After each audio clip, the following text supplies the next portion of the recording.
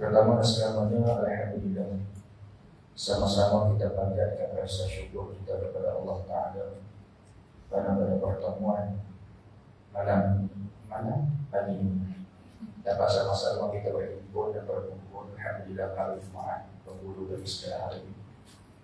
Dan pertama-tamanya saya minta maaf hadirin karena tadi ada mesyuarat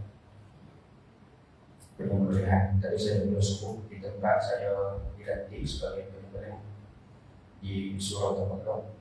Jadi saya tak sangka daripada ini sampai korban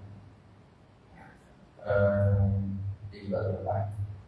Ya, mudah-mudahan mengampun dan maaf. InsyaAllah untuk pertemuan pada pagi ini, InsyaAllah seperti mana yang kita sedia maklum, kita akan sama-sama bermusyawarah suatu kitab yang menjadi berbahasa ulama-ulama terkini yang alhamdulillah pihak surau Al-Ansar mengambil inisiatif untuk memperkenalkan kembali kitab yang dijumpai kita ni orang perempuan dan kita hampa atau orang perempuan. Orang perempuan kalau benda itu dah menjadi fitrah bagi diri kita, kita merasa macam benda itu tak belajar, sekadar kita mengusaha. Tetapi ada kalanya benda yang kita tahu itu bersalahan dengan apa yang syarat itu. Dan jadi saya ulang balik kata-kata Al-Imam Ibn Rusdan rahimahullah ta'ala dalam kitab An-Nazula. Fa'alimun bi'ilmihi lam ya'malan mu'adzabun qabla uqbali wasan. Fa'alimun bi'ilmihi lam ya'malan mu'adzabun qabla uqbali wasan. Wa kullu man bi'ilmi ya'malu a'maluhu mardudatun la tuqbal. Fa'alimun bi'ilmihi, maka orang yang ada ilmu dengan orang yang tahu. Fa'alimun, orang yang tahu dengan ilmunya. Lam ya'malan, tapi dia tak amal. Dia tahu kata mengumpat dosa, dia tak tinggalkan mengumpat juga. Dia tahu kata benda itu wajib, orang sobat, Allah sobat, dia tak buat. Mu'adzabun qabla uqbali wasan, dia akan diasah oleh Allah Ta'ala dari awal daripada penyembah berhala. Wa kullu man bi ghairi ilmi ya'malu a'maluhu mardudatun la tuqbal. Dan setiap mereka yang beramal tetapi tidak ada ilmu, bahayanya apa? Amalan yang ditolak dan tidak akan diterima oleh Allah. Jadi kita menyangka mungkin dalam bab darah kita yang kita kira, kita anggap darah itu darah haid. Sebenarnya darah itu darah istihadah. Kita menganggap darah itu darah istihadah, sebenarnya darah itu darah haid. Tanggapan kita pada suatu perkara yang bersalahan dengan apa yang syarak tuntut, yang tidak dimaafkan dalam syarak. Rafa'ul qalam, terangkat pen daripada ditulis kebaikan, kejahatan yang kita buat itu dengan sebab dua perkara. Yang pertama terlupa, yang kedua tidur. Dan kita melihat tidak akan ditulis kalau kita tinggal solat, tidak akan ditulis kalau kita terlupa puasa, disebabkan dua perkara. Yang pertamanya dengan sebab lupa, yang kedua dengan sebab lupa. Tak tahu tak termasuk. Tak tahu dia tak termasuk. Jadi tak tahu di sini jahil. Jahil pula terbagi kepada orang. Jahil yang dimaafkan syarak, jahil yang tidak dimaafkan syarak. Jahil yang dimaafkan syarak ialah jahil orang yang baru masuk Islam. Ada dalam ni yang baru masuk Islam? Tak ada orang Islam dah buat keluar pun muazan. Kalau keluar daripada pun kau dah biarin muazan. Jadi jahil yang dibenarkan syarak ialah jahil orang yang baru masuk Islam. Jahil yang kedua, dia jauh daripada ulama, duduk di tengah-tengah hutan. Sekali sekata sahaja golongan-golongan daripada kalangan NGO yang berjaya mengislamkan penduduk-penduduk dalam hutan. Jadi mereka ni dapat Islam sikit-sikit. Sahabat saya daripada Pahang yang saya tahu pergi kepada Haidar. Saya kadang-kadang setahun 2 kali saya pergi kepada Haidar untuk kuliah di sana. Jadi ada sahabat saya menjadi debat agama, majlis agama Islam. Dia cerita, kami nak masuk hutan untuk jumpa orang asli ni, kadang-kadang makan masa 4 jam baru sampai dalam hutan tu. Bermula daripada jalan besar sampai ke hutan 4 jam yang datang. ataupun naik motor. Macam. Jadi dia pun ni tengok Islam ni tak terlalu solid. Kadang masuk hutan, masuk perkampungan tu untuk ajak cara sembahyang. Lagi saya masuk rumah tu ajak cara nak contoh lah. Maknanya bukan drastik pun. Habang benda hak kena buat, benda hak tak boleh buat tak cerita ni. Baru cerita benda hak kena buat, benda hak tak boleh buat tak cerita ni. Kadang pergi, hotel rock duduk kat surau. Hotel rock duduk kat surau. Mereka kalau nak suruh mereka buat bangunan, orang asli buat bangunan saya.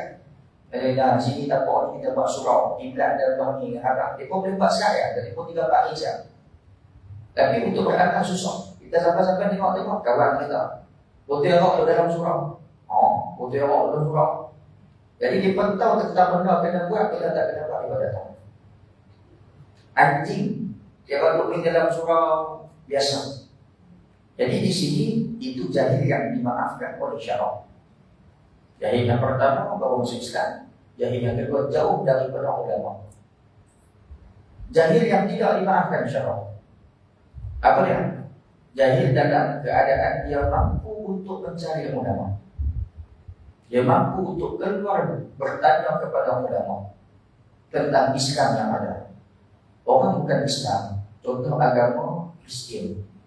Mereka kalau ada masalah dalam agama mereka akan pergi ke gereja tanam pederi. Nah, kita tengok cerita-cerita tu di dalam Deko Song, cara nak bertaubat, cara nak dia akan tanya kepada pederi. Jadi orang Islam kita akan tak tahu kena tanya ulama. Itu jahil yang pertama, jahil yang tidak dimaafkan syarak. Bila mana ada ulama kita tanya. Jahil yang kedua, jahil yang tidak dimaafkan syarak. Apa dia? Allah Ta'ala bagi nikmat sempurna pada dia. Sempurna nikmat yang bagi dia. Tapi dia tidak manfaatkan untuk hadir kepada pengajian-pengajian lain. Tapi tanya ulama kita ada punya ilmu. Jadi jahil itu tidak dimaafkan syarak. Pun begitu sebagai ulama menambah satu lagi jahil yang tidak dimaafkan. Jahil yang dimaafkan syarak. Kalau benda dia tak tahu dengan sebab dia jahil, tetapi dia sudah melakukan, sebagai ulama kata berdosa, tetapi tetap kena potong gaji balik. Macam contoh kita, nanti kita akan belajar satu keadaan, kita akan tengok benda tu kita tahlil kita. Jadi sekali kita nak tengok macam mana perbahasan para ulama berkaitan dengan nama haid, nifas dan juga istihadah. Yang ada kita boleh tengok di dalam masing-masing. Yang tak ada kita nanti boleh beri nama kepada wakil kita, dia akan tolong cara kita. Kalau mampu tak akan boleh sebenarnya. Baik. Jadi tengok bismillahirrahmanirrahim. Qala al-musannif rahimahullah, qala al-musannif hafizahullah ta'ala wa nafa'ana wa bi ulumihi fid darain amin ya rabbal alamin. Muka surat 3. Baik. Pelajaran yang pertama kita nak kenal nama haid. Kami kita dah saya. Saya cerita. Pertamanya berkaitan dengan nama haid. Definisi bagi haid. Darah haid dari sudut syarak ialah darah semula jadi yang keluar dari pangkal rahim wanita dengan cara yang sihat tanpa apa-apa sebab dalam waktu-waktu tertentu. Jadi apa itu darah haid? Darah haid ialah darah jibillatin yakhruju min aqsar rahimil mar'ati. Darah haid dari sudut syarak ialah darah semula jadi. Maknanya fitrah bagi seorang wanita itu dan memang jadi kebiasaan dari orang perempuan itu keluar darah haid. Sebab itu sebagian ulama berfatwa, siapa-siapa yang makan pil penahan haid walaupun di atas tujuan syarak, sebagian ulama kata hukum yang haram. Sebahagian ulama, bukan jumhur, pasal dia menolak takdir fitrah bagi diri seorang wanita. Tapi Ustaz, kami mengira nak berumrah, waktu kami berumrah untuk kami suci. Yalah, semua orang tahu tu. Kami kalau boleh nak merasa dalam puasa sebulan dalam bulan Ramadan, tidak ada isu kau tersebut. Kita boleh berpegang dengan pandangan yang membolehkan. Ada pandangan yang tidak membolehkan. Kerana apa? Kerana seolah-olah orang perempuan tadi menolak urusan takdir fitrah bagi diri seorang wanita. Tapi kalau dia nak makan juga, kita boleh berpegang dengan pandangan dibolehkan. Dengan syarat bukan ditanya kepada ustaz. kena tanya kepada doktor. Kena tanya doktor. Kalau main jumpa ustaz, saya boleh tak makan pil penahan haid kalau saya nak puasa sebulan dalam Ramadan? Ustaz kata boleh. Tapi jangan terus pegang dengan ustaz. Ustaz kadang-kadang kena rujuk doktor. Jadi dia kena jumpa dengan doktor, kena rujuk doktor. Doktor, saya kena makan pil penahan haid, ada masalah. Jadi dia akan buat cekak badan kita, tengok kita ni boleh tak makan pil penahan haid. Ada setengah ubat tak sesuai dengan badan kita, kemungkinan besar macam tu lah. Jadi kalau makan juga, risiko atas diri masing-masing. Dan kebanyakan orang yang makan pil penahan haid, dia akan mengalami macam-macam masalah. Di antara masalah yang dia akan hadapi ialah kitaran haid yang tidak teratur. Kemungkinan dia boleh main penyakit istihadah. Kemungkinan dia boleh datang, kan bila kita tahan, benda bila kita tahan tu dia akan ada satu penyakit CYST, cyst. Jadi macam-macam penyakit yang orang perempuan boleh kena kalau makan pil penahan haid. Risiko atas diri masing-masing. Baik. Jadi darah jibilatin, darah fitrah, darah tabiat, darah semula jadi yang keluar dari pangkal rahim. Saya nak tanya, bila sebut pangkal, apa maksud pangkal rahim? Apa maksud pangkal rahim? Pangkal rahim itu duduk di mana? Tak, bukan nak suruh tunjuk lah pada orang hijau.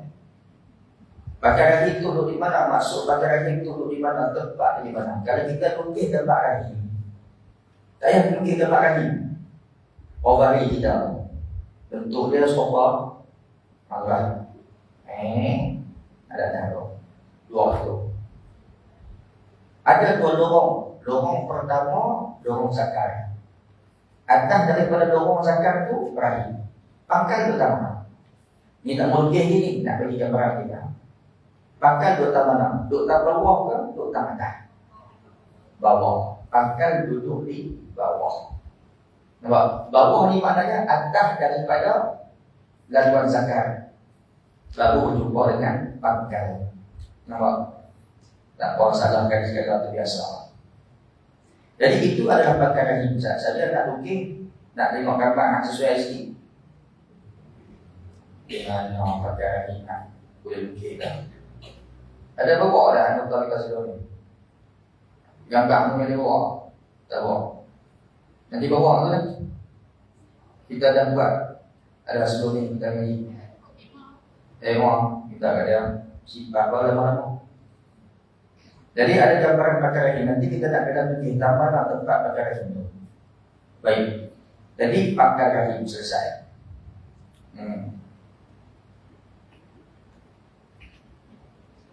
Saya nak tunjuk kepada pangkal rahim ni. Kalau ada gambar yang mudah nak tunjuk pangkal rahim. Bukan gambar. Google tak, saya dalam Google cuma nak biar dia ada tanda tulis ini adalah pangkal rahim.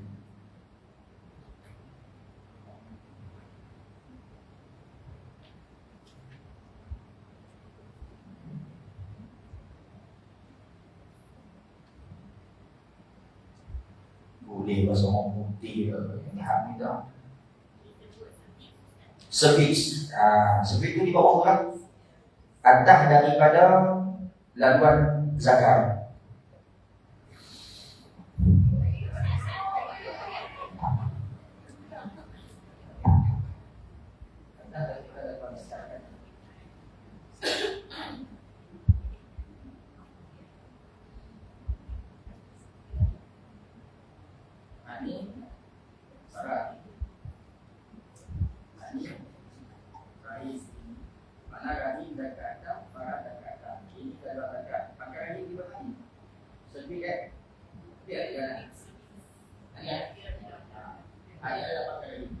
Jadi di mana cara dia keluar tu ada satu orat di pangkal rahim kita tu, di orat tadi orat yang mengeluarkan. Jadi kita ada perbincangan yang lebih besar berkaitan dengan masalah hamil. Baik, darah nifas pula nanti insya-Allah. Baik, terus. Tengok kita. Dengan cara yang sihat tanpa apa-apa sebab dalam waktu-waktu tertentu.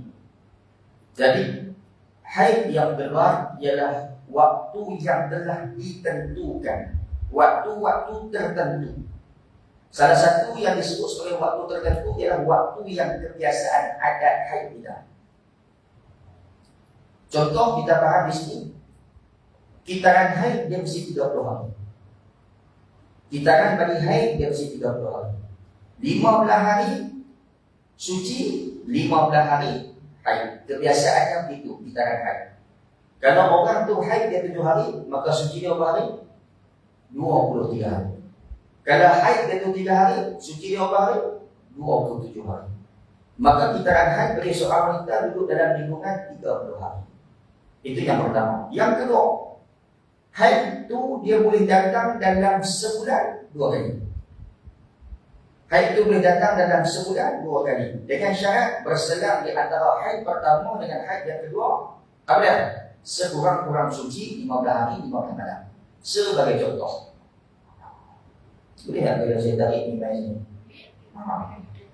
Saya takut nanti ibu-ibu kata jangan kacau benda yang kami dah sedia lah. Oh ya banyak. Tak apa.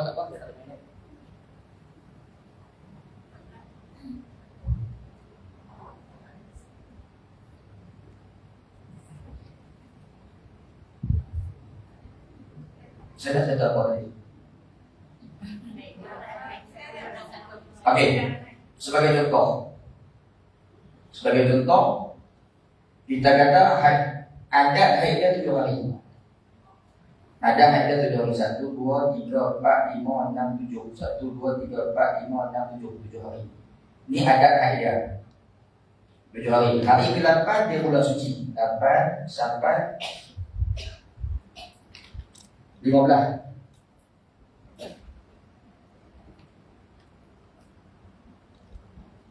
Okey dah macam ni Ustaz.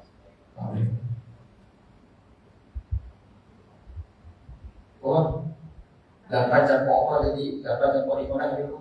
7 sampai 15. 22.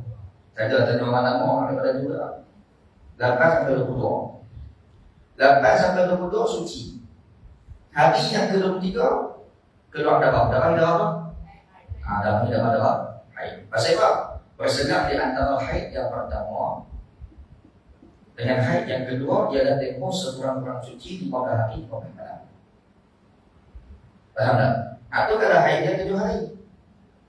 Tapi bukan Ustaz kata dia mesti haid itu dalam lingkungan 30 hari. Ya, saya nak bohong apa? Kalau haid dia 7 hari, suci dia mesti 23 hari. Betul? Kalau haid dia 7 hari, suci dia mesti 23 hari. Tapi masalah sekarang ni ialah berselang di antara haid yang pertama dengan haid yang kedua ialah 15 hari sekurang-kurang suci. Maka jadilah 15 hari ini suci, darah yang keluar daripada itu dikira sebagai haid. Jadi 7 tambah 7 14. Dia dah. Jadi kalau 14 campur dengan 15 dia akan jadi 29. Tapi dalam kiraan ni jadi kira 30. 1 sampai 7, 23 sampai 30. Ini disebut sebagai kitaran haid yang mungkin berlaku sebulan 2 kali.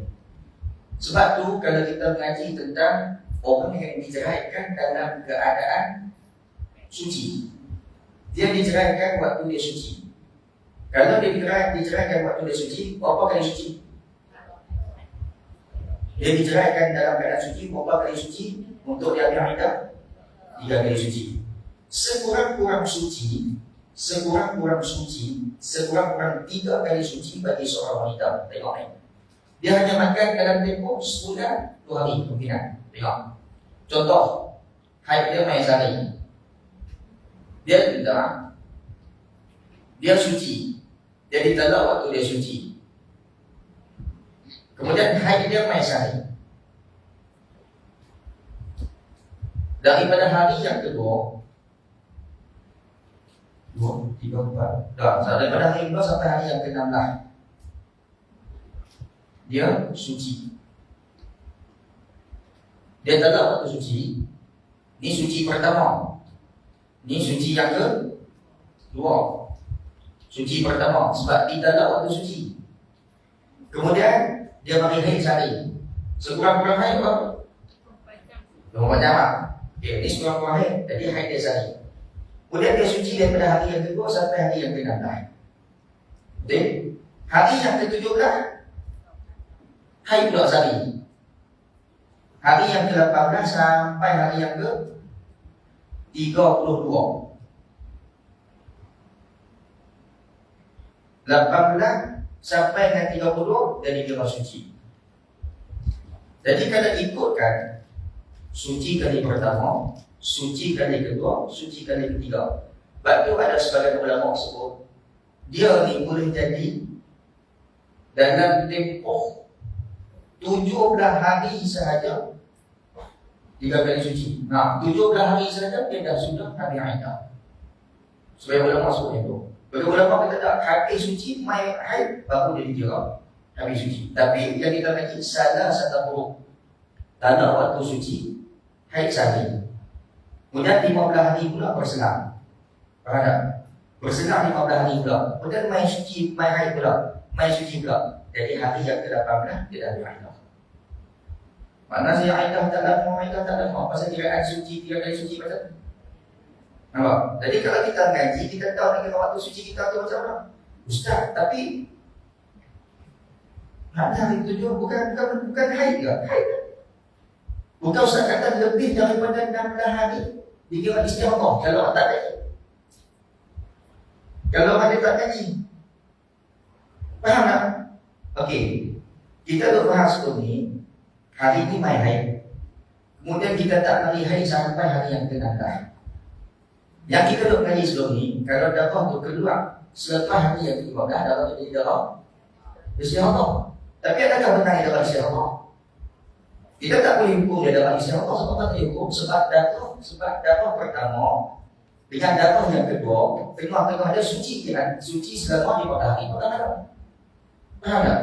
Jadi macam mana kita nak hukum dia darah istihadah sedangkan dia suci 4 hari, 4 hari? Boleh dihukum sebagai darah istihadah dengan syarat tak cukup 24 jam. Kalau hari yang ke-17 darah yang keluar tak cukup 24 jam, baru kita boleh hukum dia sebagai darah istihadah. Ustaz, ya 24 jam darah keluar Ustaz. Nyamuk ketik seekor pun kita nampak, kita rasa banyak. Kalau 24 jam tu darah tak mati, kering tidak. Jadi macam mana cara nak kira 24 jam darah yang keluar secara berterusan. Tadi dah ada info insyaAllah. Baik, tengok kita. Uraian definisi. Haid dari segi syarak mengandungi 4 perkara dalam definisi tersebut. Pertama, ia merupakan darah semula jadi, iaitu darah yang keluar secara normal. Darah yang keluar secara normal berbeza dengan darah istihadah. Darah istihadah dia keluar sebab dia tak normal. Orang sebut darah berpenyakit. Jadi darah haid ni darah yang keluar secara normal. Yang kedua, dia keluar dari pangkal rahim wanita. Pangkal ialah bahagian paling jauh di dalam rahim. Seorang ulama kata pangkal ni tempat yang paling jauh dalam rahim. Makna dia duduk di atas hujung. Dia bukan duduk di bawah. Jadi yang sebenarnya pangkal tu di bawah ke di hujung. Kalau kita sebut servis ialah tempat rahim. Dan kita tidak menafikan urat bagi darah haid itu dia bermula daripada hujung rahim dan dia keluar melalui saluran awal bagi rahim. Kita anggap kalau kita lukis macam tu, hilang kan? Kalau kita lukis macam tu, dia ada 2 pintu. Orang memahami dia ada 2 pintu. Pintu yang pertama pintu rahim, pintu yang kedua pintu rahim. Nak keluar pangkal rahim 2. Urat bagi pangkal rahim dia duduk pada hujung dan dia keluar melalui kawasan.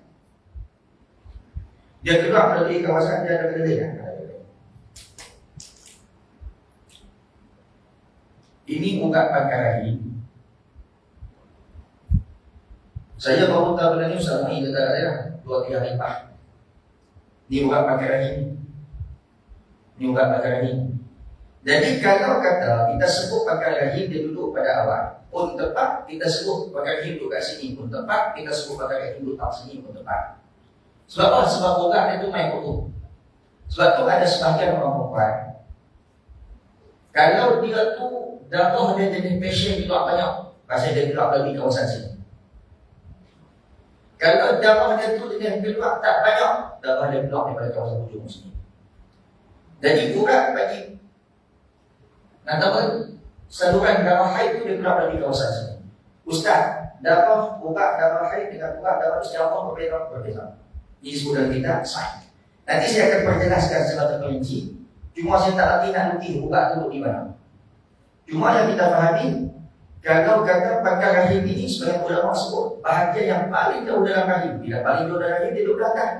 Tapi uratnya pada urat yang sama. Dan itu juga disebut sebagai pangkal bagi rahim. Yang ketiga,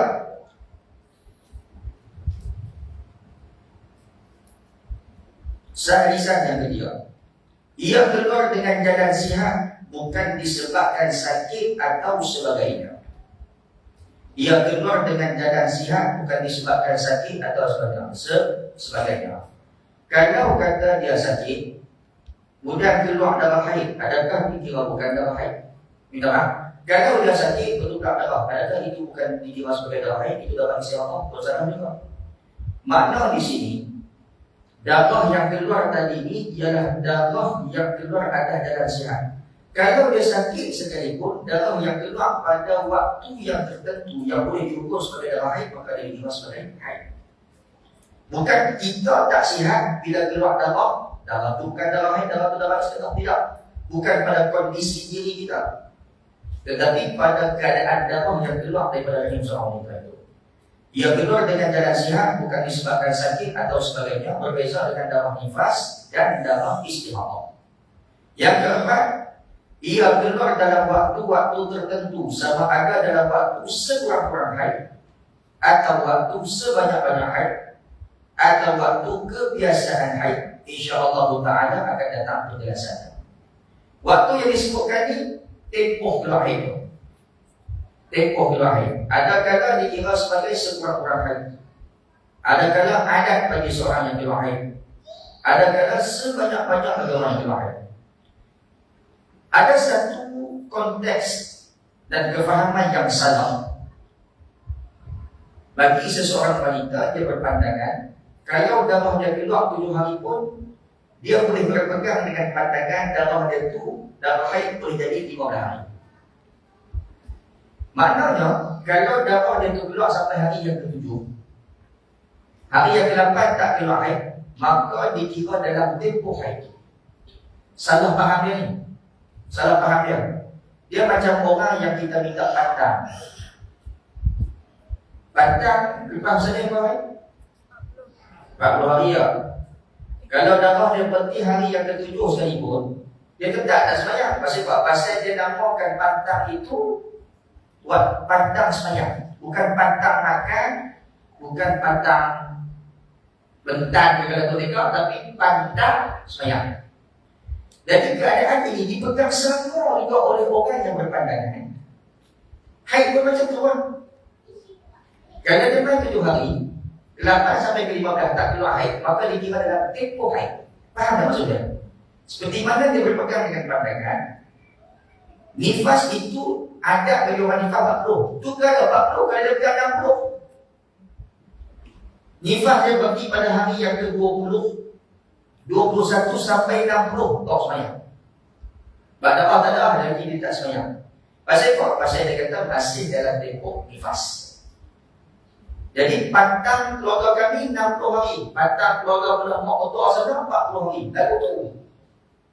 Betul kalau keluar hari, keluar darah hari yang ke-41, dia nak kira darah apa? Ada orang berpegang darah tu dikira sebagai darah istihadah. Mula tadi dia hambat darah nifas.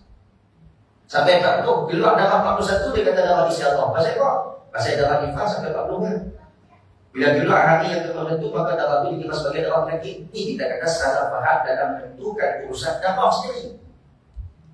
Jadi kalau dia boleh pegang darah 41 itu darah istihadah. Orang istihadah kena sembahyang. Kena sembahyang. Jadi kalau dia nak sembahyang, dia kena mandi ya lagi. Dalam ifah keluar air darah sampai hari 40. Okey. Lepas tu keluar darah hari yang ke-41. Maka dia berpandangan hari ke-41 tu dia ada apa? Istirahat. Jadi dia nak sembahyang untuk hari yang ke-41 yang dikatakan darah tu dah waktu istirahat, dia kena mandi ya. Kena mandi. Jadi dia akan mandi ifah kan? Kemudian dia akan sembahyang pada hari ke-41. Boleh ke sembahyang hari ke-41 tu? Tak boleh, boleh buat tak kan? Masih lagi ifah. Kalau orang tu tak ngaji, agak-agak ada pandangan dan cara fikir macam ni. Dan cara fikir macam ni tak ada. Dia bukan main daripada mulut orang-orang, main daripada mulut doktor. Mari daripada mulut doktor. Saya dapat cerita ni pada siapa orang. Orang tu tanya masalah kat kita kan, tentang masalah tentang dia tiba rawatan. Dia berubah sedih. Kemudian dia masa perut dia sentak-sentik tau. Dia masa perut dia sentik sikit. Dia pijat hari yang ke-36.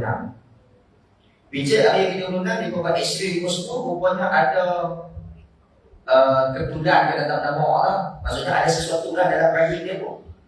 Doktor kata balik makan ubat ni biar dia kecut. Kalau tak kecut juga lepas 2 hari mai. Jadi macam mana kalau nak tahu kecut tak kecut? Rumah dia bukan ada bisnis sikit. Tapi dia duduk puasa sakit lagi. Dia pergi hari yang ke-38 pula.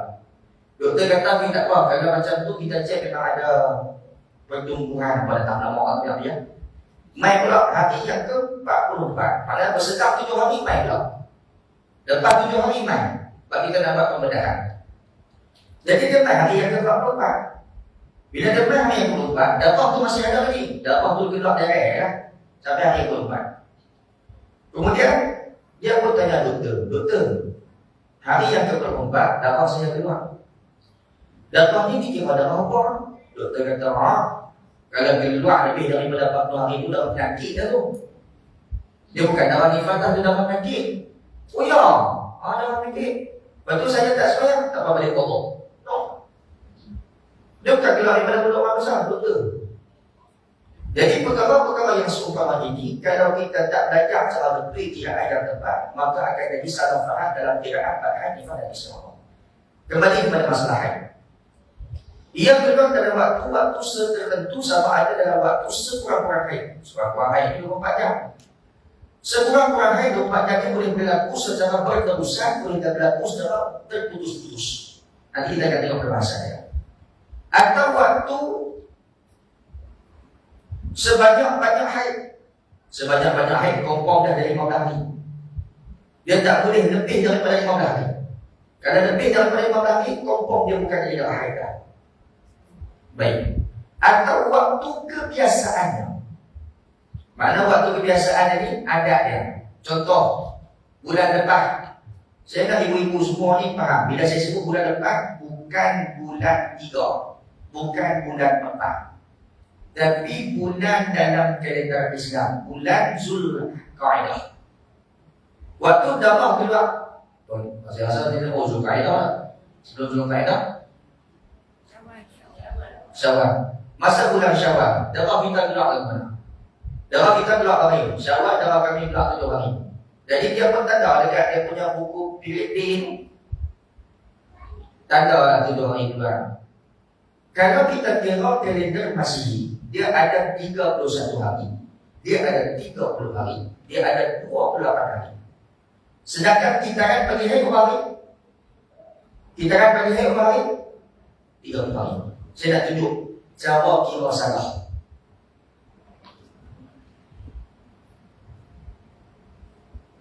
Wajah saya duduk ke mana lebih? Lupa.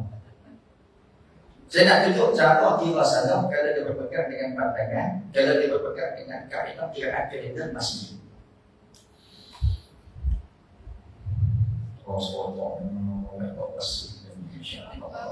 Baik, Bapak. Allah. Tanya. Ni whiteboard ni kita tulis ni sampai gambar Farah ni dekat tu, panjang daripada gambar Farah tu. Tak lah. Baik, kurang ya. Saya nak tunjuk contoh cara kiraan yang salah kalau dia guna kalender Masihi. Kan dalam kita punya X tu, pilih B. Bulan 2 tahun ni ada berapa hari? 28. 1, 28. Bulan 3 berapa hari? 31 kan? Bulan 4 kan? Bulan 4 Bulan 1 sampai 30 kan? Kita ambil yang ini dulu. Bulan 5 saya sudah kacau. Saya nak tunjuk kalau kata dia guna kiraan ikut Masihi. Kadang-kadang bila kiraan ikut Masihi, dia akan terlajak sehari atau terkurang sehari. Dan akan kala yang membimbangkan, sehari yang terlajak dia sembahyang pada waktu yang diharamkan solat. Sehari yang terkurang dia tak solat pada waktu yang dibolehkan untuk dia solat. Pasal apa? Cara kira salah. Sebab dalam bulan 2 dia ada 12 hari. Dalam bulan 3 dia ada 31 hari. Dalam bulan 4 dia ada 30 hari. Tak konsisten. Sedangkan dalam kalender Islam dia mesti 30. 1.30 1.30 1.30. Meskipun dalam kalender Islam ada yang 1.29. Sebab cara kiraan yang paling tepat bagi orang yang terkena masalah haid bukan pada kalender yang ada kat kita. Sebab kalender yang ada kat kita dia akan kira 1, 2, 3, 4, 5, 6, 7 hari haid. Saya berlaku pula tu dia kira macam tu. Sebab dia kira kita kan bagi orang yang keluar darah waktu Masihi. Dia tak kira keluar darah dengan kiraan 30. Faham tak isu ni? Jadi kalau isu ni berlaku sebagai contoh kita kata darah haid dia keluar 1 sampai 7. Kemudian hari yang ke-8 dia mula suci. 8 sampai 28 dia suci. 1 hari bulan keluar darah. Jadi darah ni darah apa? 1 sampai 7. Okey, ni sekarang ni kira ni. 1 sampai 7 keluar darah. Tadi kita kata darah haid. Ayat waktu ke depan. Hari yang ke-8 sampai hari yang ke-23. 8 sampai 23 15 hari ya? 15 hari suci. Hari 24 dah apa? Air, okey. Air 24 sampai 28 keluar darah. Darah apa? Air 1 hari bulan keluar darah pula. Darah apa? Haid. 1 hari bulan keluar darah. Darah apa? Alah, darah apa? Haid lagi. Okay, haid lagi. Betul? 3 sampai 5 tak keluar suci. 6 keluar. 6 ni darah apa? Haid lagi.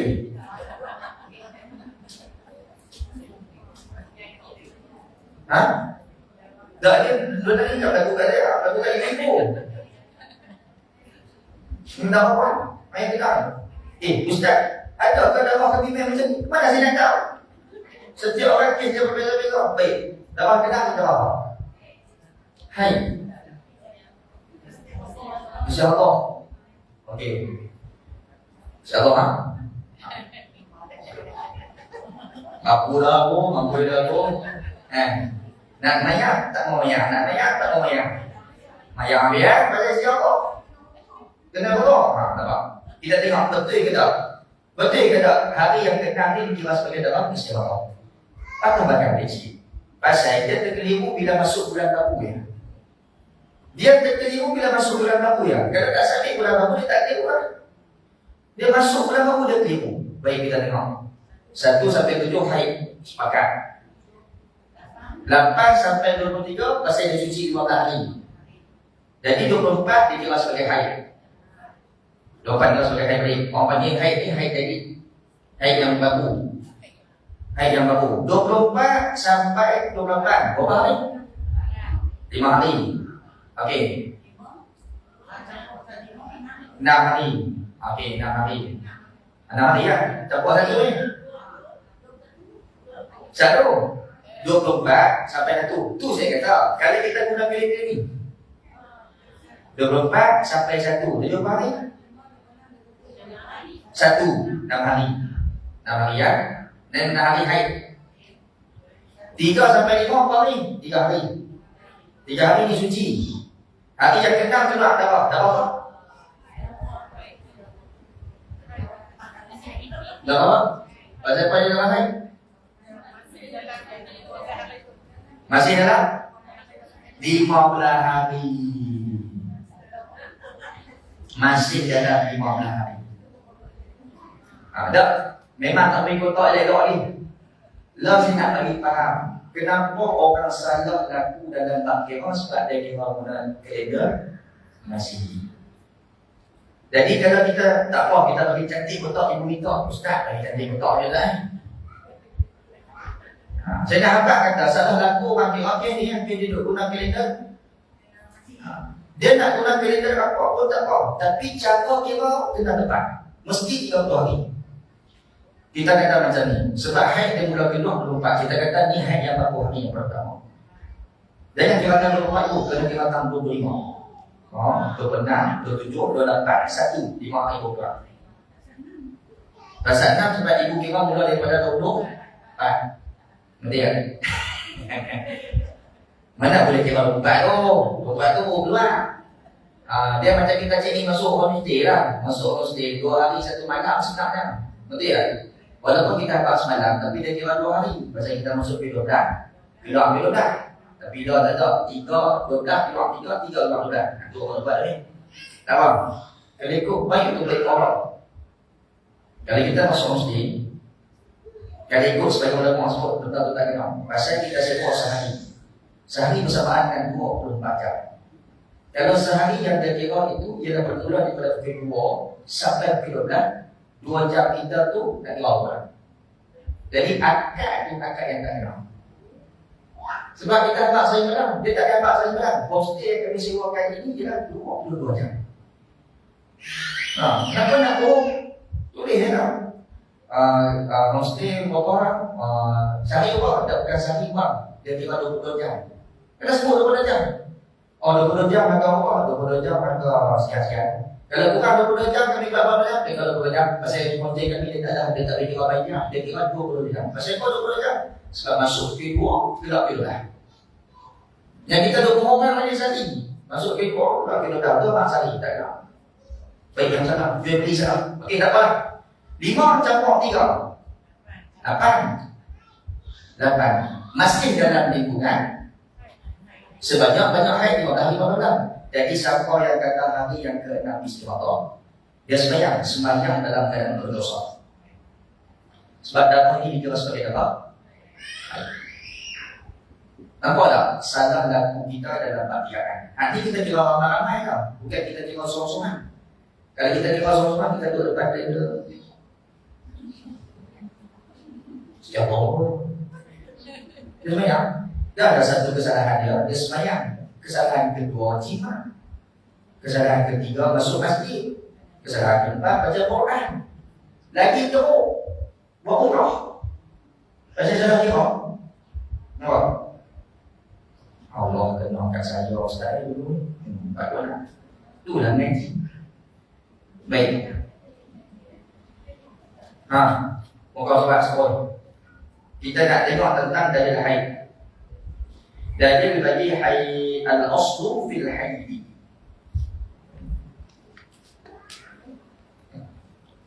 Dalil bagi haid kita berjaya insya-Allah. Dalil daripada Al-Quran. Bismillahirrahmanirrahim. Wa yas'alunaka 'anil mahiyid.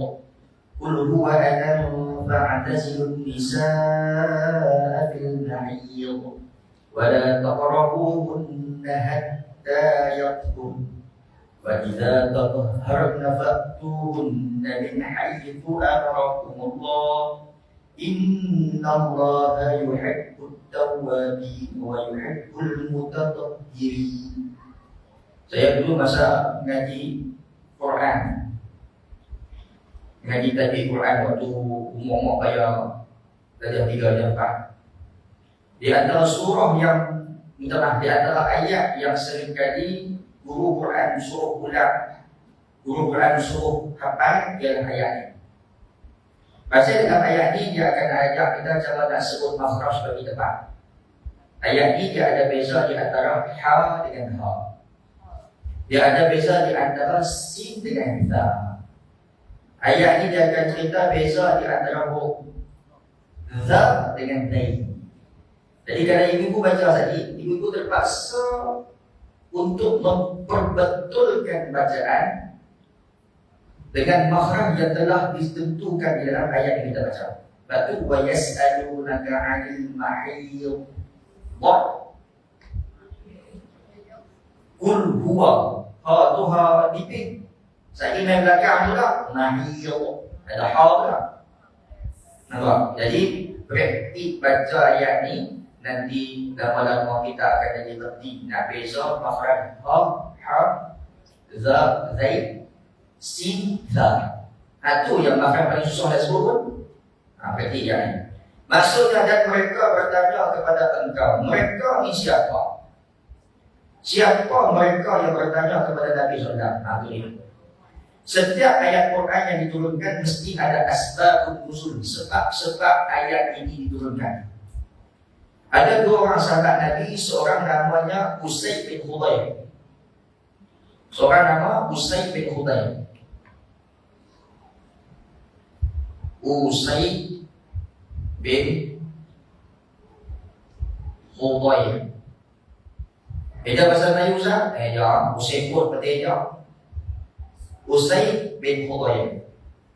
Yang kedua nama sahabat Nabi ialah Ubbad bin Bashar. Ubbad bin Bashar.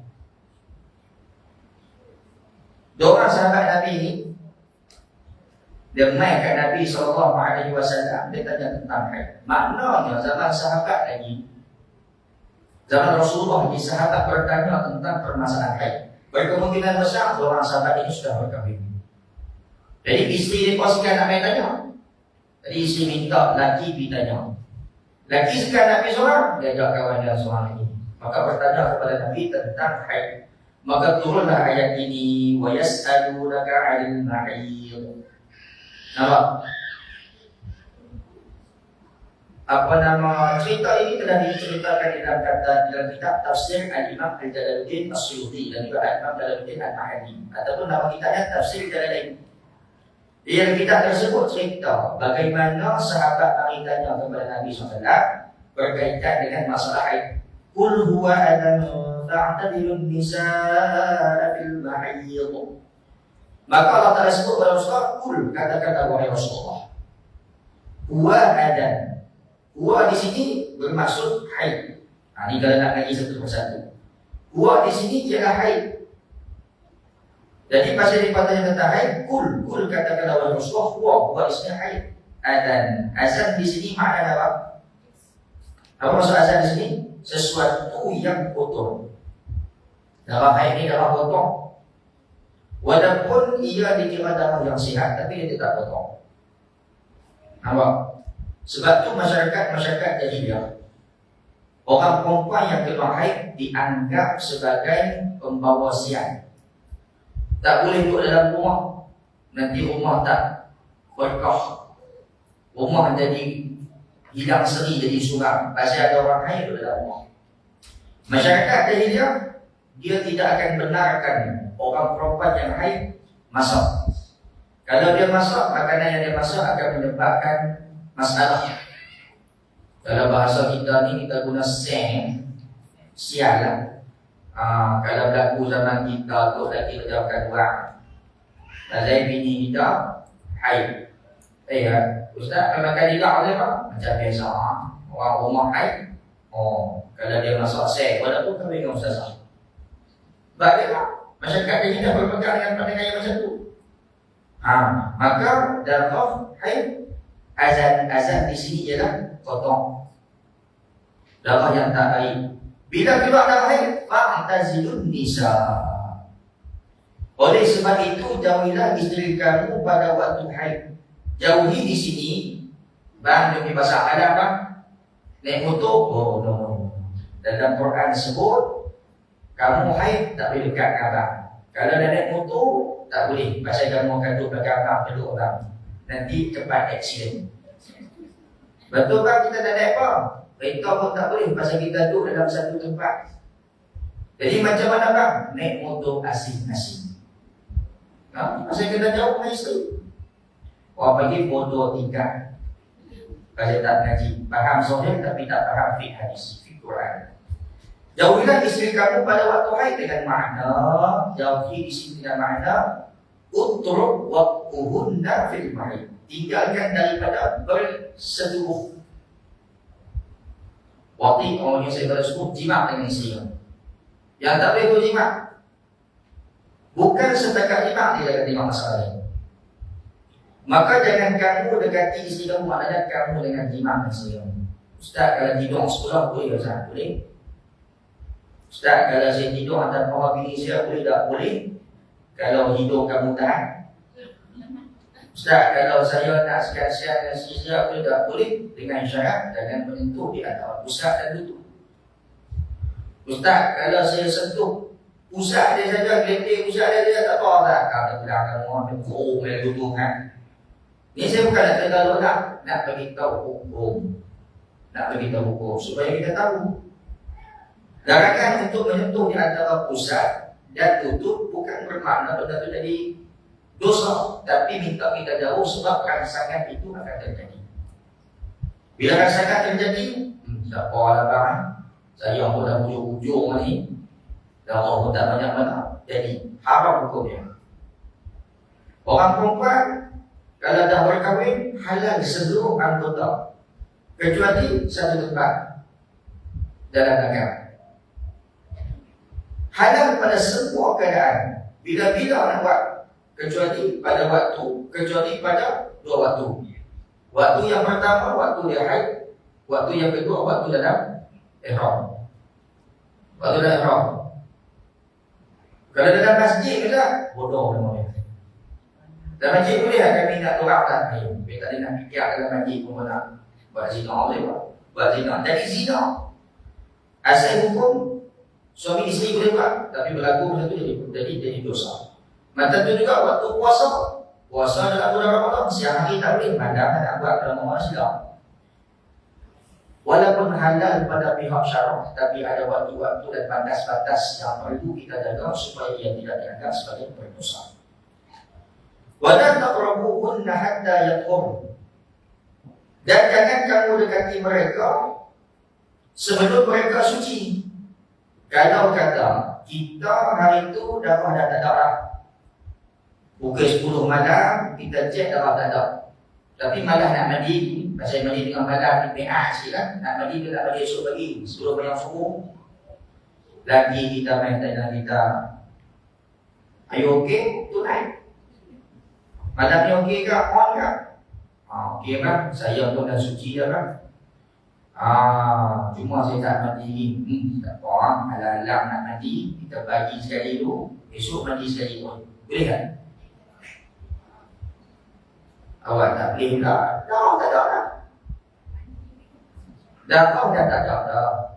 Kenapa tak boleh? Kalau ada darah kau tak boleh. Ni darah tak ada dah. Cuma tak mandi dia. Boleh kan? Tak boleh. Itu jawapan paling rare dia tak. Dia tak beza. Tak apa. Kita terima jawapan tu insya-Allah. Dia masuk A, B, C, D, E. E pada tak beza. Jadi boleh ke tak boleh? Jawapannya ialah haram hukumnya. Maksudnya apa? Yang haram di sini selagi tak mandi. Ustaz, letih Ustaz saya kena mandi 2 kali Ustaz. Betul masa kalau saya suci, suami saya tak, saya kena mandi dulu kan. Lepas mandi bersama tu kena mandi tak? Itu jawapannya. Dah tak besok. Abang minum.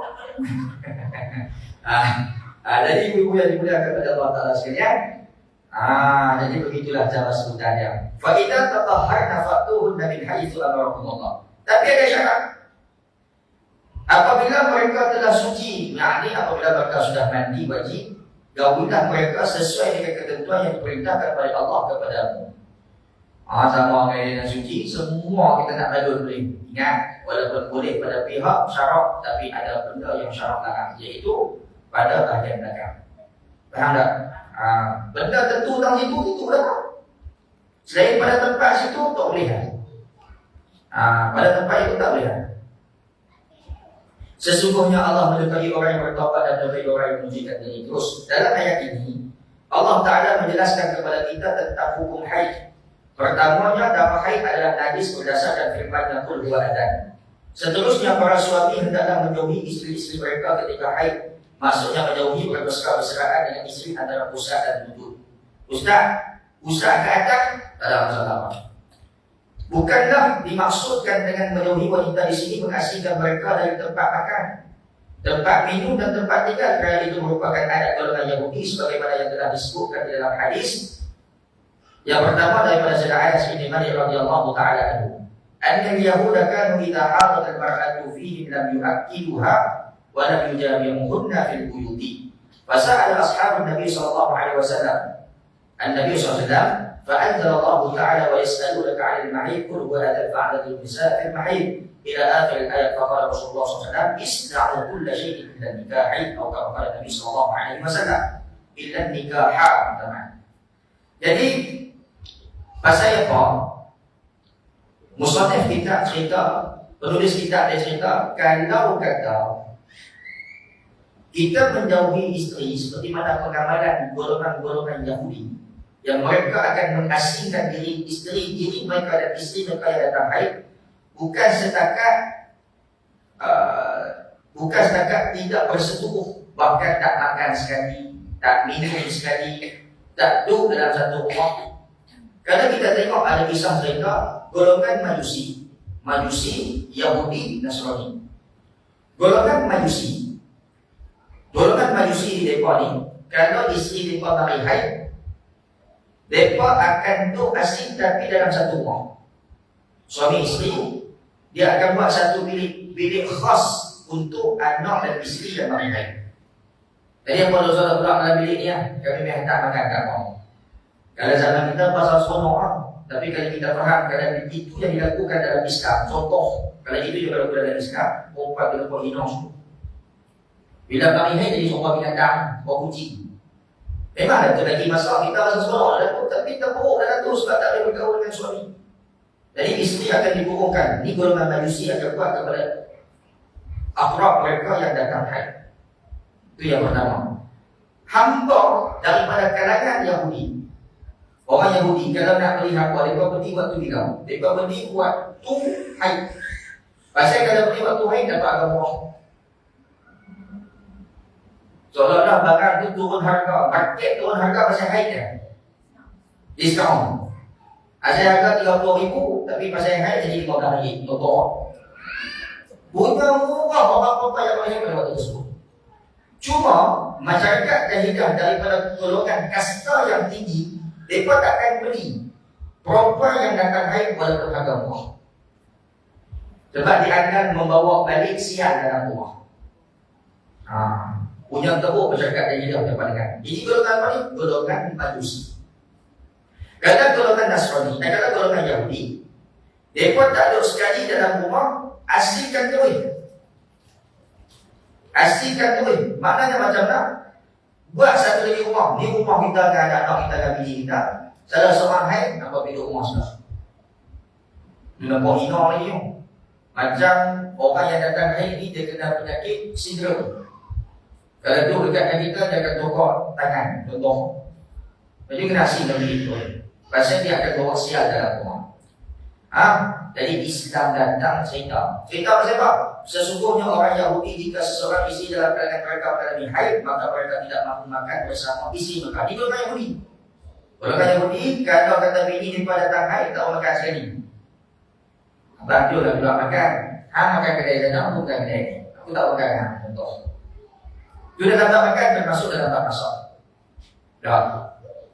Maka mereka tidak mau makan bersama istri mereka dan tidak tinggal bersama-sama dalam rumah. Tidak lama kemudian para sahabat bertanya kepada Nabi SAW, turunlah ayat doa kedua surah Al-Baqarah. Maka Nabi SAW bersabda, lakukanlah apa saja ketika haid kecuali nikah. Nikah di sini tengok dalam nota kaki. Nota kaki itu lihat. Ada tersebut maksud kecuali nikah dalam sabda Nabi SAW adalah kecuali bersetubuh. Sebab itu orang yang nikah tidak dikira milik lagi selagi malam tak setuju. Sepasang suami isteri berkahwin tapi tidak pernah bersetubuh, akad mengesahkan wanita itu adalah isteri dia, tapi masih belum milik dia. Kalau nak jadikan isteri itu sebagai milik dia, mesti dengan hasil persetubuhan. Sebagai contoh, ini saya beri contoh. Seorang lelaki kahwin dengan seorang wanita, dia tak setubuh. Bila dia ceraikan isteri dia boleh kahwin dengan mak isteri dia juga. Sebab apa? Sebab kalau dalam kaedah sebut, bila ambil anak, bila dah setubuh dengan anak, mak jadi haram makan. Bila ambil mak, anak jadi haram makan. Jadi bila kahwin dengan akad yang sahih, tapi tak pernah bersetubuh. Pasal apa? Pasal kalau kawan ni kenal dengan mak dia, bukan kenal dengan anak dia. Keluarga belah ni silap dijodohkan dengan anak, kawan nak kahwin dengan mak. Jadi dia pun pakat dengan mak kawan tu, tak apa, bagi kahwin dulu. Pasal ni keluarga minta. Lepas tu saya akan ceraikan dia, kemudian saya akan kahwin dengan mak pula, sayang aku, kahwin dengan mak ni. Tak berlaku persetubuhan. Lepas cerai, terus boleh kahwin. Pasal apa? Pasal perempuan tadi dia tak ada iddah. Anak tadi tak ada iddah. Jadi boleh terus kahwin dengan mak. Pasal apa tak ada iddah? Pasal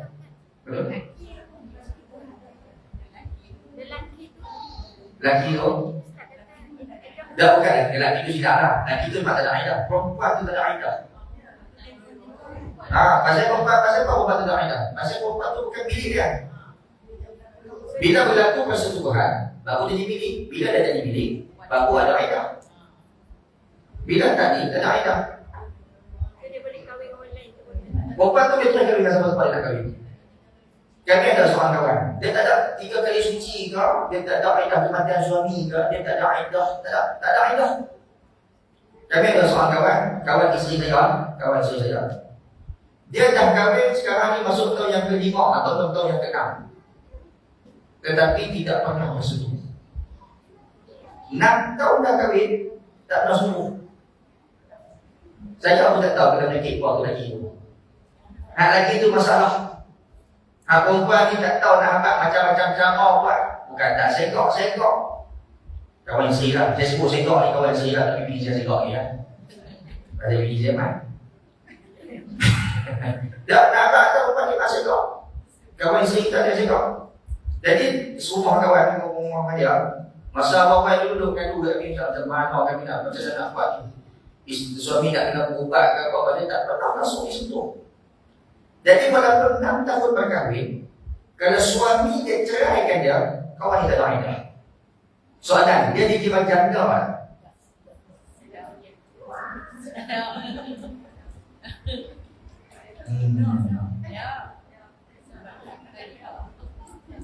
Kau kira janda? Dok. Janda juga. Sebab dia dah bisa kahwin. Baik. Dalam kitab Ahulmasi, dalam kitab Ahulmasi, perbahasan berkaitan dengan nikah. Perempuan yang dikira sebagai janda itu adalah banyak. Salah satu daripada nikah yang sah.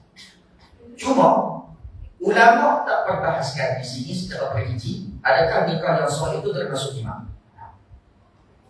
Tetapi sebagian ulama kata nikah yang sah mesti serta jima. Maknanya kalau kawan kami tadi ni kahwin 6 tahun dah tapi tak pernah jima, maka dia masih dikira sebagai anak. Sebab tak pernah, bahasa mudahnya tak pernah ditepuk tumpah. Bahasa mudah Yang kedua, perkahwinan fasik. Berkahwin dengan saudara susuan. Jadi perkahwinan itu rosak. Nampak? 3 macam tak. Yang ketiga, nikah syubhat. Nikah syubhat yang masuk wati syubhat.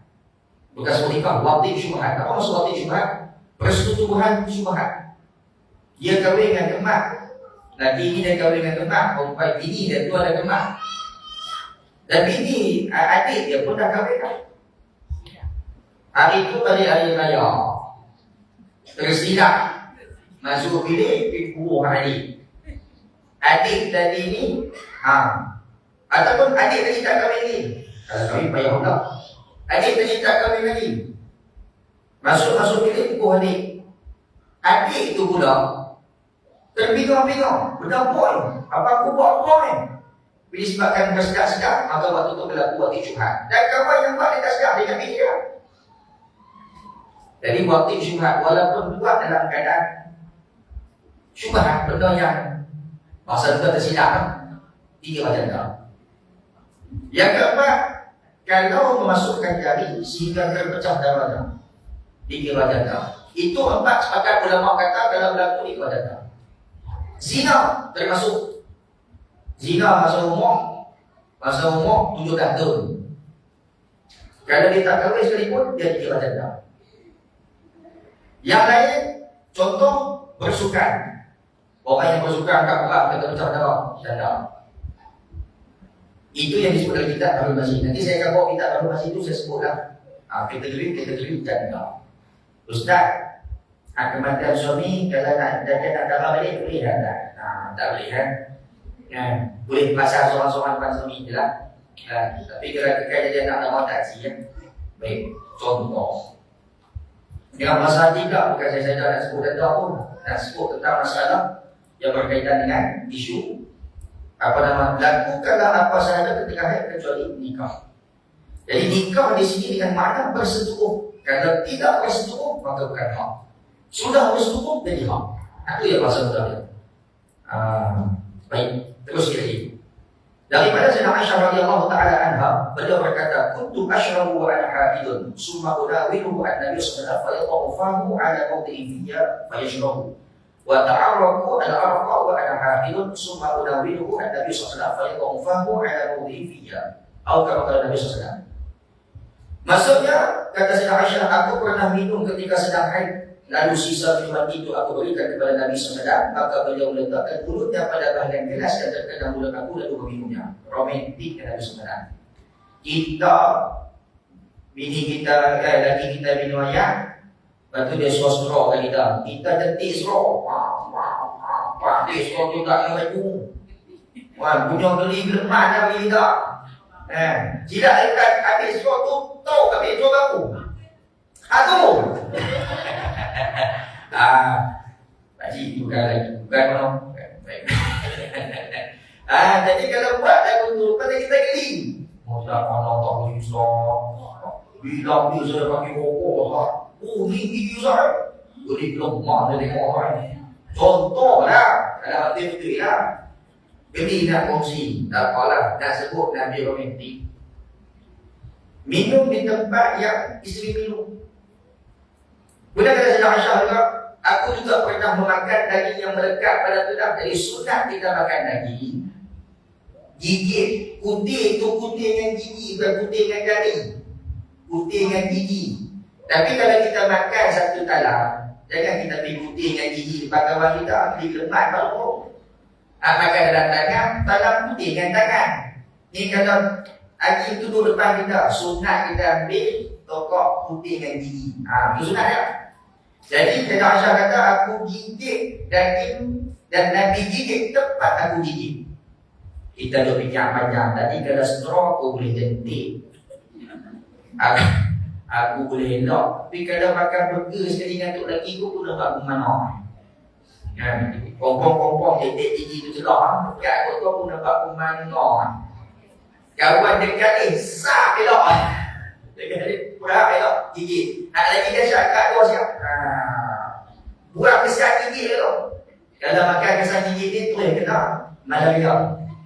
Dia tak pakai Nabi. Nabi SAW gigi di tempat sama dengan Aisyah gigi. Nampak? Bulu gigi besar kursi yang suami. Oh tak, kalau Ustaz rumah, kalau Ustaz kalau bulu gigi kursi Ustaz, saya esok rumah lah. Main stroke. Tak romantik langsung. Saya sanggup tak boleh gigi tak bagi saya kalau nak kursi keluar gigi dengan kaki saya. Macam mana nak serius nanti? Bulu gigi budak kursi. Ustaz, saya kursi. Geli kan? Tempat yang sama pun membibi.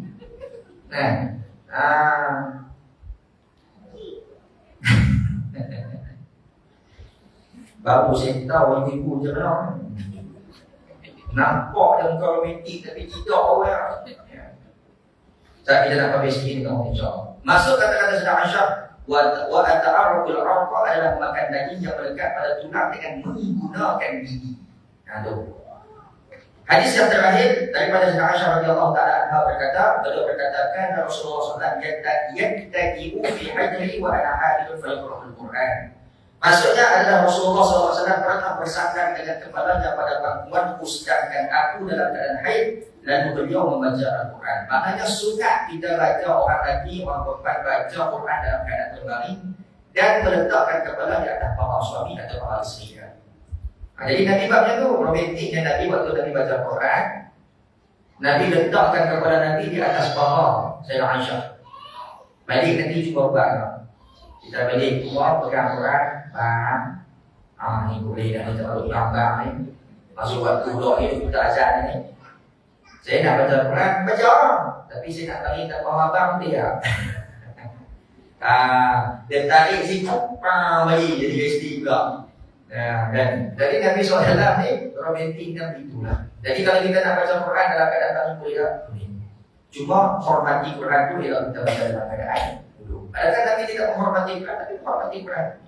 Tapi cuma nak abang kata, di antara perkara yang dibolehkan dalam rumah tangga ialah baca Quran dalam keadaan berbaring di atas paha seorang isteri. Tapi waktu kita duduk baring kat paha isteri kita, suami kita duduk baring kat paha kita, jangan sambil dia baca Quran kita duduk berdaya rambut dia, duduk biji jerawat kat muka dia, kawan buka Quran. Bantai yang layar dia. Jadi kan dia pegang dia, kat letak tak paha tu biar pergi je. Kita pun duduk main rambut, lagi duduk main bingung dah. Kawan tu pegang Quran, dia kata dia dah pokok nak jalan Quran, pegang bantai yang dia Nabi Muhammad juga. Contoh. Dulu gurau kan? Gurau dia insyaAllah. Selain itu Allah Ta'ala menjelaskan juga dalam ayat tersebut bahawa seorang suami tidak boleh menyetubuhi isteri dalam keadaan haid. Namun begitu apabila darah haid adalah berhenti dan si isteri telah mandi, maka suami boleh menyetubuhi isterinya pada tempat yang sesuai perintah Allah Ta'ala.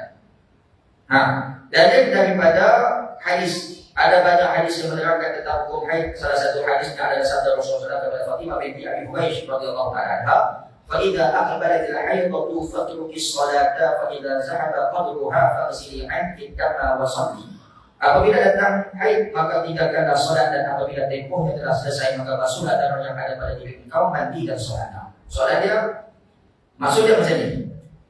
Kalau ada haid dengan solat, masa mudahnya jika ada darah nafi solat, tak ada darah tak nafi solat. Ada darah dengan solat, tak ada darah dipersilakan solat. Itu masa mudahnya macam tu. Ada darah dengan solat, tak ada solat. Tetapi apabila sampai kepada qadarnya, cukup 15 hari 15 malam sebanyak darah haid, keluar darah hari yang ke-6, terus solat kan? Tak, mandi dan solatlah. Baca hadis. Maka basuhlah darah yang ada pada diri engkau. Mana darah itu darah istihadah. Bersihkan darah istihadah. Nanti kita akan cerita pula macam mana orang yang istihadah nak solat. Engkau mandi dan solatlah. Kemudian mandi dan solat. Ustaz, tapi darah tu keluar. Darah keluar, darah itu diiktiraf sebagai darah istihadah, maka kami boleh untuk solat. Tetapi dalam masalah istihadah, bulan pertama tak apa. Dia masuk pada bulan yang kedua. Masuk bulan yang kedua, keadaan sama juga yang berlaku. Sebagai contoh, nanti kita akan kaji berkaitan dengan mu'tadah mumayyizah. Perempuan yang pernah beradat dengan haid, kemudian dia dapat periksa warna darah. Ini saya nak beri contoh gambaran. Bulan ni Dia keluar bulan depan. Bulan ni dia keluar darah melalui tempoh 16 hari, 15 hari, 15 malam. Contoh kita kata sampai hari yang ke-18 keluar darah. Hari pertama sampai hari ke-7 warna hitam. 8 sampai 18 keluar darah kala merah. Jadi dalam pekak, hukum orang yang dapat membezakan golongan darah, yang kuat itu haid, yang lemah itu istihadah. Jadi yang kuat tu warna hitam, hitam jadi haid, merah jadi istihadah. Baik, tu bulan ni 1 sampai 7 keluar darah kala hitam, 8 sampai 18 keluar darah kala merah. Yang hitam itu haid, yang merah itu istihadah. Maknanya bermula pada hari yang ke-8 sampai hari yang ke-15 dia kena potong solat dan potong puasa. Okey, kita sihat. Yang kedua, pasal apa kena potong solat, pasal apa kena potong puasa? Pasal dia tak iktibar sebagai darah haid, dia sebagai darah istihadah. Mai bulan depan, hari pertama sampai hari ke-7 sama juga kala hitam. Hari yang ke-8 keluar darah kala merah. Dia kena apa? Dia kena mandi dan sembahyang. Dia kena mandi dan sembahyang. Pasal apa? Tengok pada bulan lepas tu jadi tenang. Tengok pada adat bulan lepas. Jadi pada bulan ni, bulan hak kata 1 sampai 7 tadi keluar darah wanita. Hari yang ke-8 keluar pada merah. Bila keluar pada merah sama macam bulan sebelum ni. Maka hari yang ke-8 tu dia kena mandi, dia kena sembahyang. Ustaz, bukan tu darah haid ke? Kalau ikut darah haid. Tapi disebabkan situasi dia sama, hari yang ke-8 macam bulan depan. Keluar hari yang ke-8 kena merah. Kalau dia keluar kena hitam dia tak pegang, dia keluar kena merah.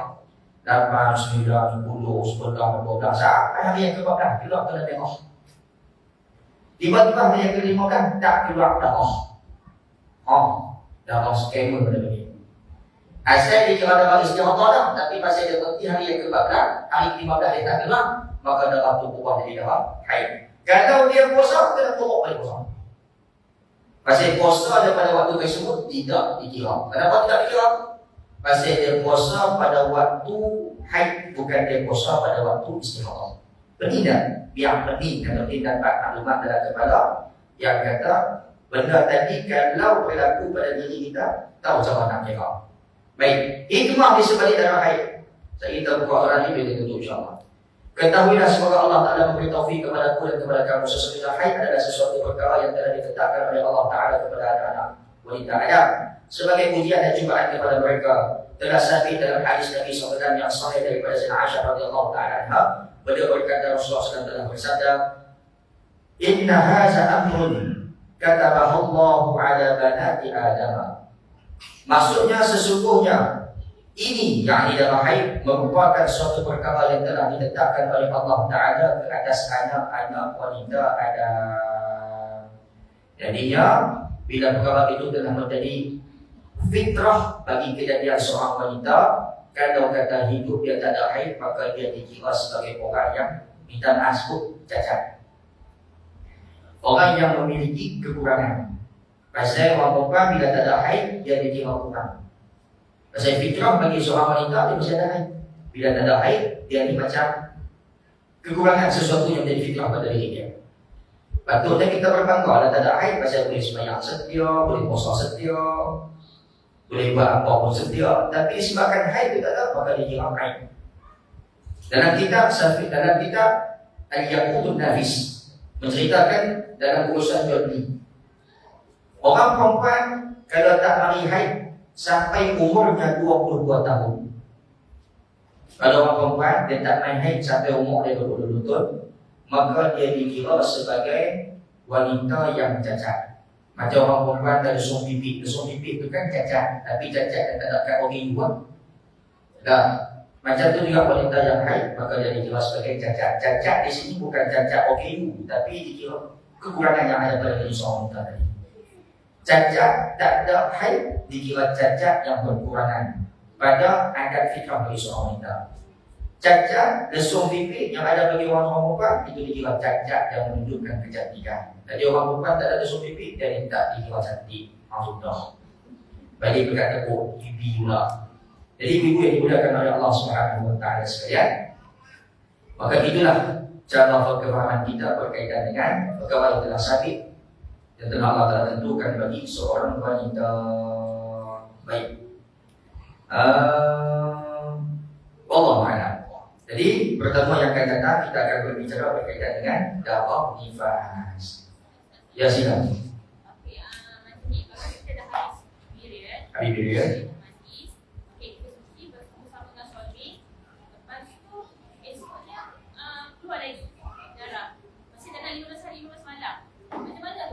Okey, soalan yang baik. Ada haid saya 1/7. Saya ni ibu-ibu lah, bukan saya. Ada haid dia 1/7. Hari yang ke-7 suci. Hari ke-8 suci lah kita kata. Jadi hari yang ke-8 tu bersama dengan suami. Tiba-tiba mulai hari yang ke-9 keluar balik darah. Darah tu dihukumkan sebagai darah haid. Ustaz, jima dengan suami itu memang tak sah kan? No. Kira ke mana? Itu dalam permasalahan an-naqa bainal haidhatain. Suci di antara dua haid. Suci di antara dua haid ini dia ada dua pandangan. Cerita sama ringkas. Dia ada dua pandangan. Pandangan yang pertama kata suci itu dikira suci. Naqa itu dikira suci atau suci itu dikira suci. Pandangan yang kedua kata suci itu dikira haid. Pandangan pertama kata suci itu dikira suci, pandangan yang kedua kata suci itu dikira haid.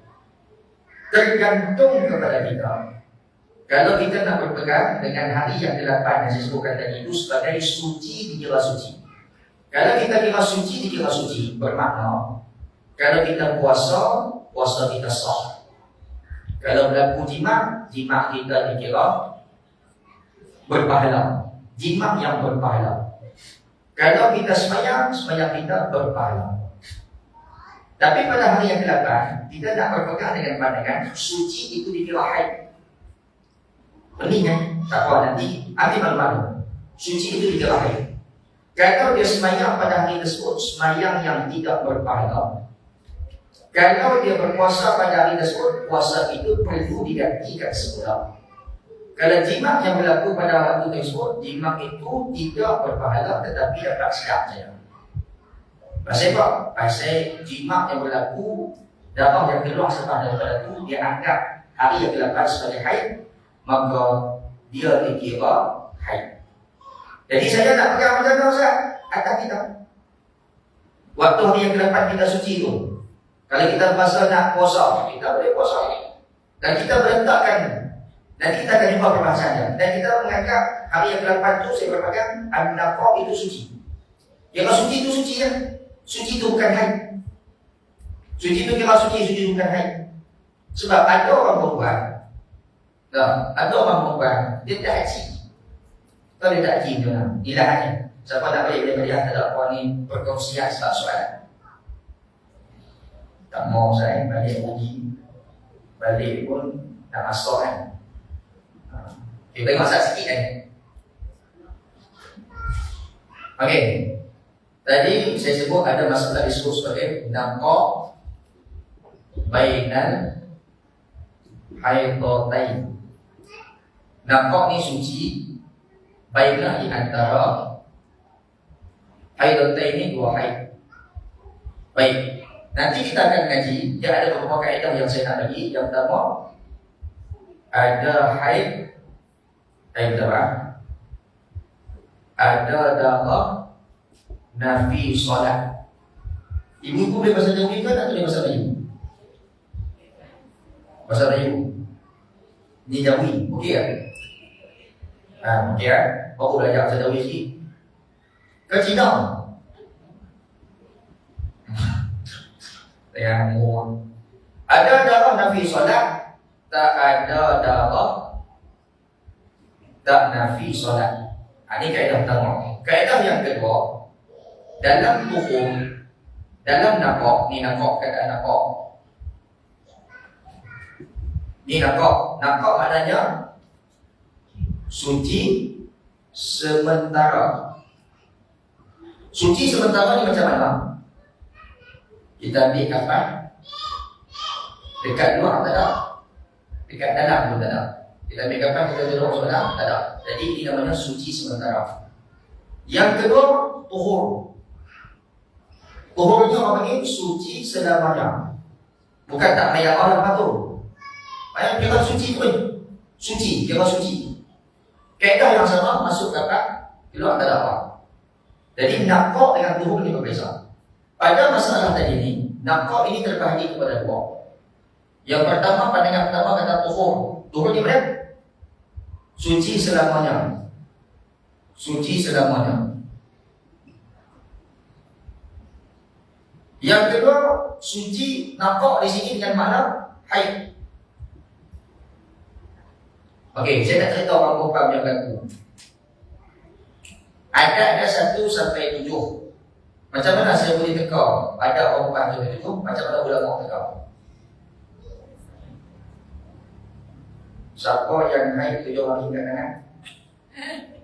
Betul ni? Siapa haid 7 hari kat tangan kan? Ramai tak haid 7 hari? Kira lah. Main. Siapa yang ada haid 8 hari kat tangan? Ada. Siapa yang ada haid 9 hari kat tangan? Okey, sudah potong. Jadi hak banyak ada orang? 7 hari. Yang banyak yang 7 hari. Jadi sebab tu saya kata ada haid orang perempuan 7 hari. Baik. Apa maksud naqqa suci di antara 2 haid?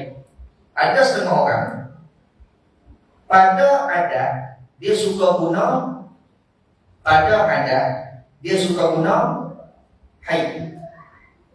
Selepas daripada adat dia suka guna tuhur. Contohnya macam mana? 1, 2 haid,